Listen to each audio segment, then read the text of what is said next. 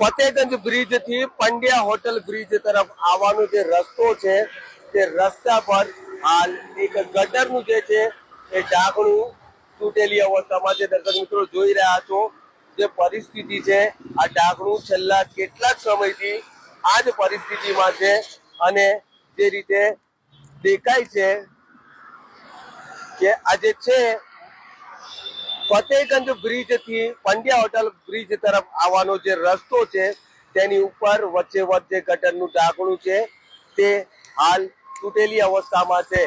જ્યારે કે ફતેગંજ બ્રિજ પરથી આવતા વાહનો ખૂબ સ્પીડમાં હોય છે, ત્યારે આ ખાડામાં કોઈ વાહન પછડાય તો અકસ્માત થવાનો અને નિર્દોષ શહેરીજનનો જીવ જવાનો પણ ભય સતાવી રહ્યો છે। તેવામાં વડોદરા મહાનગરપાલિકાની જે કામગીરી છે તેના પર અનેકો પ્રશ્ન ઉભા થઈ રહ્યા છે। વડાપ્રધાન નરેન્દ્ર મોદીની કામગીરી ને ધ્યાનમાં રાખીને વડોદરા વાસીઓએ ખોબે ને ખોબે ભારતીય જનતા પાર્ટીના જે કાઉન્સિલરોના ઉમેદવાર હતા એમને ખોબે ને ખોબે ભરીને મત આપ્યા અને વિજય બનાવ્યા। જે બાદ હવે છેલ્લે જે પરિસ્થિતિ છે તે નજરજનોની સમક્ષ છે। વડોદરા મહાનગરપાલિકાના જે કાઉન્સિલરો છે કે જે સત્તાધીશો છે કે કર્મચારીઓ છે તે લોકો આ બાબતે બિલકુલ બેદરકાર હોય તેવા દ્રશ્યો હવે વડોદરા શહેરમાં ઠેર ઠેરથી નજર આવી રહ્યા છે। જે રીતે હાલ આપ દ્રશ્યો જોઈ રહ્યા છો દર્શક મિત્રો, ફતેગંજ વિસ્તારના છે। ફતેગંજ બ્રિજ થી જે છે પંડ્યા હોટલ બ્રિજ તરફ આવવાનો આ મુખ્ય માર્ગ છે અને આ મુખ્ય માર્ગ પર હંમેશા ટ્રાફિક જોવા મળે છે।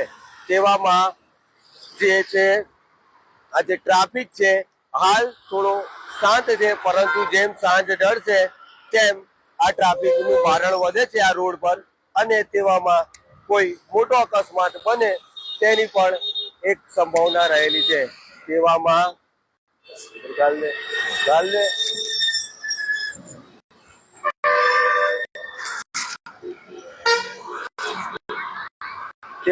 દર્શક મિત્રો જે પરિસ્થિતિ છે સંપૂર્ણ જવાબદારી જે છે તે વડોદરા મહાનગરપાલિકાની છે, પરંતુ વડોદરા મહાનગરપાલિકાના જે નેતાઓ અને અધિકારીઓ છે ફક્ત દેખાડા પૂરતી કામગીરી કરતા હોય તેવા દ્રશ્યો અત્યારે સર્જાઈ રહ્યા છે।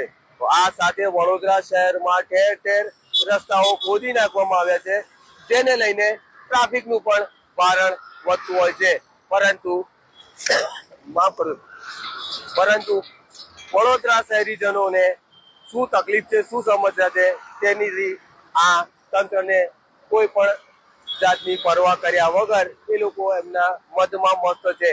અને હાલ જે છે આ જે છે ખાડો આ ગટરનું ઢાંકણું તૂટેલી અવસ્થામાં છે, ત્યાં મોટું અકસ્માત સર્જાય છે, પરંતુ તંત્ર જે છે તે અહીંયા એક સામાન્ય આળસ મૂકવાની પણ તરજી લઈ રહ્યું નથી।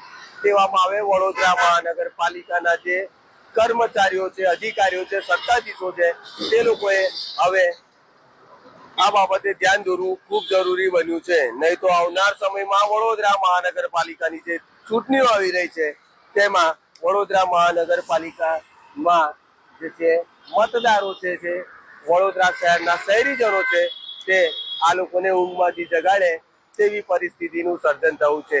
તેવામાં જો ભાજપની સીટો કપાય તો નરેન્દ્ર મોદીનું નામ પણ ડૂબે તેવી પરિસ્થિતિનું હાલ સર્જન થઈ રહ્યું છે।